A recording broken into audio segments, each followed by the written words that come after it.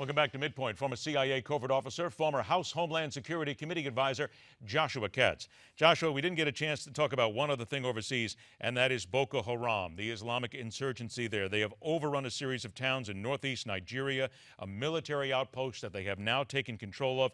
It's where intelligence is collected, military operations are staged. This group comes up occasionally when we talk about the kidnapped girls. We hear about it, but then all of a sudden something like this happens. Do we need to be more concerned about Boko Haram, even though they seem to be centralized in an area where America does not have a tremendous amount of interest at this time? Yeah, Ed. So we constantly have this discussion, right? Should the United States be interested in them? Should the United States be interested in other terrorist groups that don't really pose an imminent threat to the United States? Well, at what point do you consider them to be an imminent threat to us? And then do you take action when it's probably too late at that point? So what I would say is we need to focus on them. We need to focus on a lot of issues. This administration, and I think unfortunately the White House, really shows how short-sighted they are right now with terrorism. The First Lady took the pictures and was tweeting out, about the captured schoolgirls. But it really shows that the administration quickly, as soon as the public eye is off, their policy quickly changes or their action really dwindles. But Josh, what are we supposed to do, though? I think that's what the American people really want to know, because we have different terrorist factions around the world that we're already engaged in. Now we're talking about another one. We can't simply go to war in every single corner of the country, of the world rather, with every single terrorist group. How do we then make the decision, and what's the smart way to go about this without simply just pouring lives and bullets into a region of the planet? Yeah, you and I spoke about this with ISIS, right? And yep. with ISIS, my advice here was to go full bore in ISIS and just destroy them. We haven't done that, and we're not going to do that. It doesn't look like, at least for the next couple of years. So that really causes a problem. So the administration's really gone to what they consider a containment strategy, and we know that containment strategy doesn't work. So what we have to do is we have to go to the groups and annihilate them one by one, because what we're doing is we're just staving off the problem.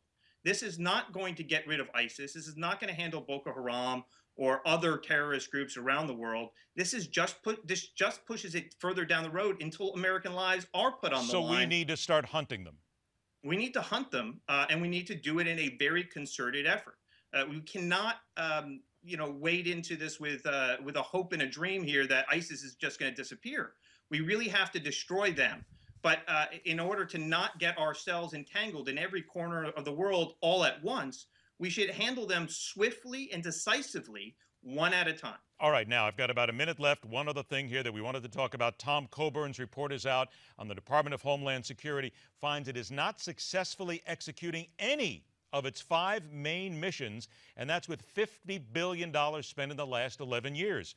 They're not keeping us safe. What are the American people supposed to think about a Homeland Security group that isn't doing its job? Well, and I think that this is one of the better reports to come out of Congress. This is a really good breakdown of what the problems that the Department of Homeland Security is facing, and some recommendations both for the department as well as for Congress. This is one of the few reports that I think really looks at Congress as well and sort of doesn't shift the blame off of the role of Congress in all this. DHS has a lot of problems. We've been talking about them for years. Those problems are not going to be handled overnight. But DHS has the people. I think that that's the important part here is there are a lot of really good and talented people in the Department of Homeland Security that can fix these problems. They just need to be given the resources and need to also be held accountable for executing the plan and keeping America safe. I think that's going to be part of it, too, that holding accountable. It always comes down to that one way or another. Joshua Katz, always a pleasure to have you on the show, my friend. Again, a very happy New Year. Good to see you again. We'll talk to you again soon. Nice seeing you, too. Thanks, Ed. Take care. Last break of this hour, we return with the magical words President Obama has been longing to hear from the Republican Majority Leader, the key verbiage from those Sunday talkers, and a whole lot more when Midpoint continues.